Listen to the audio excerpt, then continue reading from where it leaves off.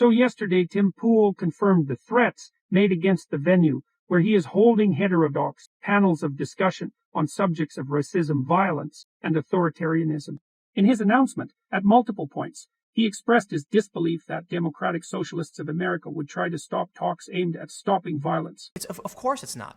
But what am I supposed to do? What are any of us supposed to do? Invite them out to sit down and talk. And we see activists on the left, Antifa. There have been tweets from groups identifying as like DSA, Democratic Socialists, who seem intent on destroying this. They don't want our conversation. They don't want us to reach out and try and bridge that divide, and I don't know why. I mean, I can speculate as to why, but you know what, man? It is a bit disheartening. I will try to answer Tim's question. Let's take a look at less popular clip from the Democratic Socialist Convention of 2019. Hi, everyone. My name is Sam Lewis. He, him. I'm from the New York City DSA chapter. This very simple amendment is to strike the language about forming an independent party. I want, in conversation with the authors of the proposal since, I think we're all in agreement that we do want to build a mass organization, political organization of the working class that vies for state power. So it's not an attempt to get rid of that shared goal. The problem with the language, as I see it, is that it counterposes forming an independent working class party with the tactical use of the Democratic line. So it's basically saying, in the future, we will break with our tactical use of the Democratic line.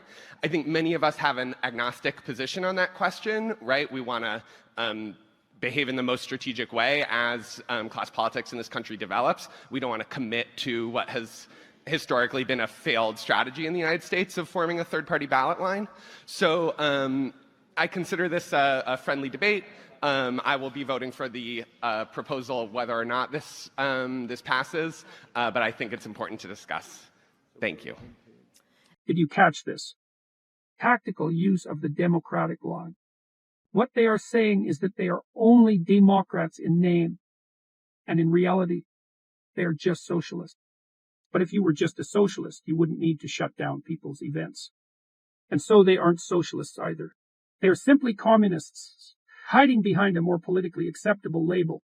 Here is a right-winger, the Distributist, who also picked up in a different clip on the performance that is being played by the Democratic Point of information, Socialists. could you please let us know how many delegates there are?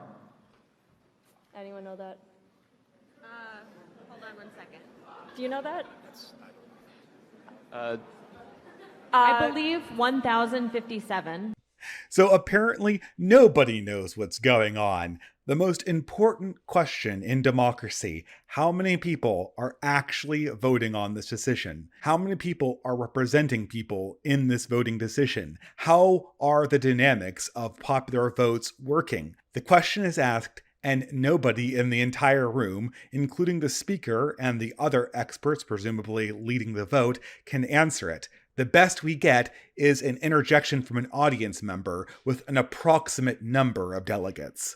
No one has the slightest idea what they're doing. And to add insult to injury, the reaction to this very pertinent question, this revelation of ultimate ignorance about the very process you're leading and participating, is it greeted with genuine questioning of the authority system in place?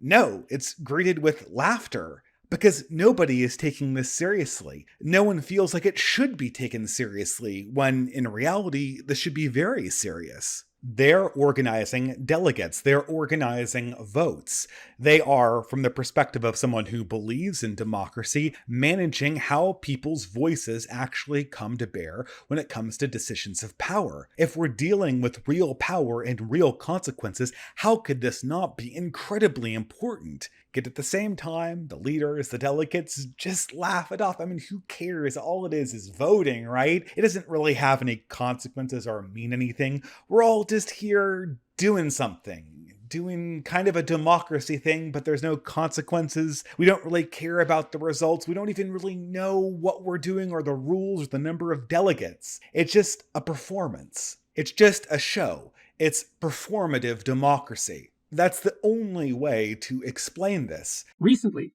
another right-winger, alternative hypothesis, made the realization that if the left is disrupting political and civil processes, so should the right. Here is a clip. By their actions, they ignore federal law. They just act. They just do. You talk, they do. And it's like, we're ignoring the law. We're just going to do what we want. If you don't like it, well, strap it up and come at us if you think you're hard enough. That's the people's veto. It's not about majority support. Majority support can go suck a dick. The law, the Constitution, well, you like that document, you go have fun with it.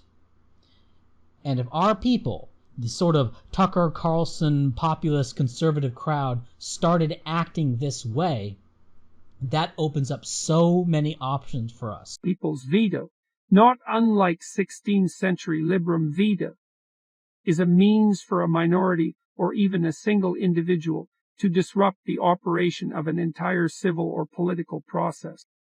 So the answer to Tim's question is, they disrupts your events because they are communists who don't agree with having discourse.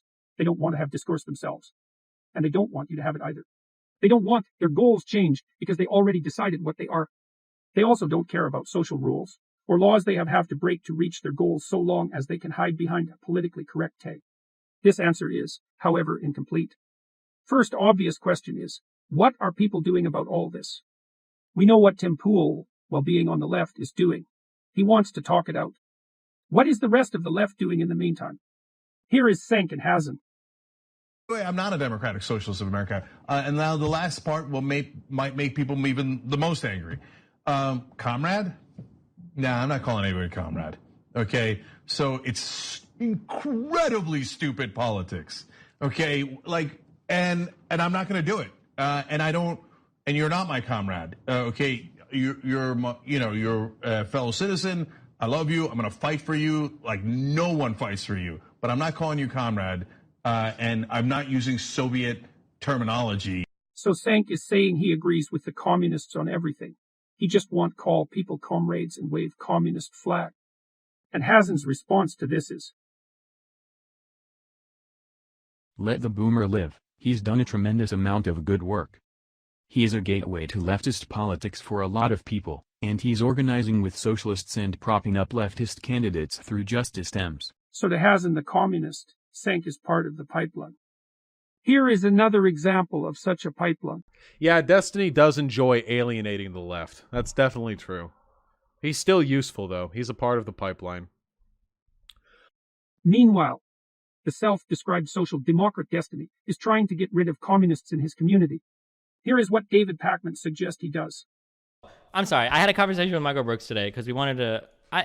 So I've been giving, okay, I don't know how familiar you are with my stuff, but basically I've had a problem with what I consider to be, oh my God, militant as fuck progressives online. I hate them. I hate them. I hate all these commies and socialist kids, the Chapo Trap Housers, the unironic like Marxists and stuff. They're just annoying to me. I don't necessarily hate their ideology. They just come at me with a whole bunch of bunk arguments. 95% of these people don't even know like labor value theory. Like they have no idea what they're talking about, but they're so quick to throw out every single like contemporary understanding of economics to make some argument for some crazy socialist fantasy world where everything is free, nobody has to work, no other countries mess with us, every problem gets, it's been frustrating me. So anytime I push back on these people and I give certain arguments, people say like, oh, well, he's Dave Rubin, oh, he's conservative now, oh, he's alt-right, oh, he's extreme right wing. And it's like, okay, dudes. So I guess Michael Brooks kind of like caught wind of this like Twitter war. We have a whole bunch of mutuals and people were poking like, oh, go school Destiny on some topic.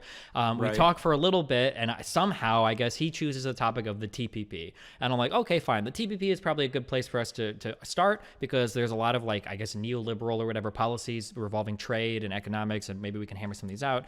And he came on and he basically talked to me for like 55 minutes and I couldn't get a single word in.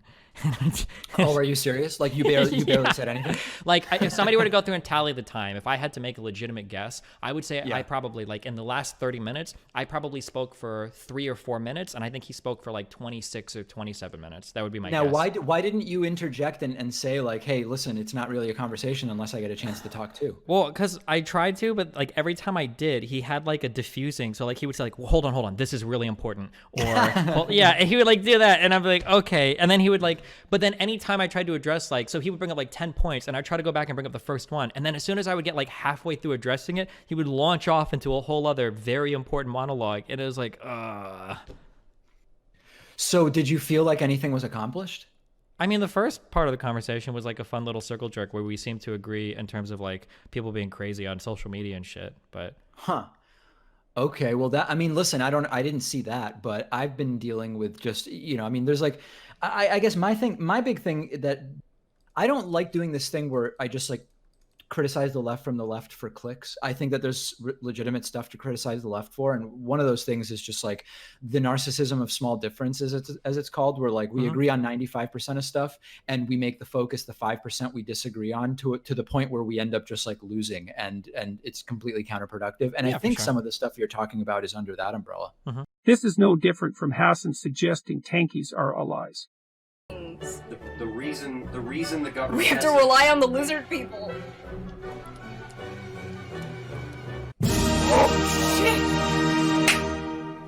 In essence, David is saying that Destiny should just accept the communists and stop thinking about the small disagreements he has with them over Soviet symbols, because he already agrees with them for 95% of things. This would be unacceptable for the right. Imagine if someone was to argue to say Sargon, that he should just accept alt-right as fellow travelers and not worry about those swastikas. And here lies the power distribution between the left, the right, and center. The right needs centrists like Tim and Sargon more than those centrists need the right, and everyone seems to know that, except the extreme right. But on the flip side, the extreme left doesn't need moderate left, and doesn't need centrists. The communists can just pretend they are moderate and push their ideas forward. And so the full answer to Tim, as someone who holds some socialist views tragically, is that he is partially responsible for what happened to his event. A potential way for Tim, Cenk, Steven, David, and Shoe to get rid of the communists in their fan base is to move even closer to the center by adopting more right-wing positions. And no, Steven, just supporting capitalism, ain't it, Chief? In order to bring the balance closer to the center, all of you must move even closer to the right. Pick whatever issue is most convenient. Another obvious question is why aren't right-wingers calling feminist socialist meetings with bomb threats to disrupt them? Why aren't Cenk studios constantly under threat to the point they have to shut down? Why are socialists like Steven able to stream when their location is known? My guess is that it's because right-wingers have families, jobs, and like playing by the rules, and they will not risk those things to pull serial teenage stunts like calling in a bomb on a school. I could be wrong. This is why Ryan Falk is alone and other right-wingers will rather check out of society entirely. J.F. Garipi and Owen Benjamin already moved to live in the woods. And Selzin and Mjitao check out of society as well. Alone, Ryan can disrupt a few things here and there, nowhere near the scale the left can, until he starts seeing his efforts are futile and considers either more violent options or checking out as the rest. For Ryan, the situation is inverse than for Steven. He would be better served by finding and underscoring the things he agrees with the middle and let the middle carry some of his causes. Why does Destiny use the term community instead of the term fan base? Who created the political compass, and what biases did they have? Is the compass skewed to the left? If so, then why? You think that's air you're breathing now? Bonus meme. Who created the Jordan Peterson voice bot? What were their political biases? If they were to demonstrate that you can no longer trust any clip of someone speaking, why didn't they just use a more widely recognized voice, like, say, Morgan Freeman?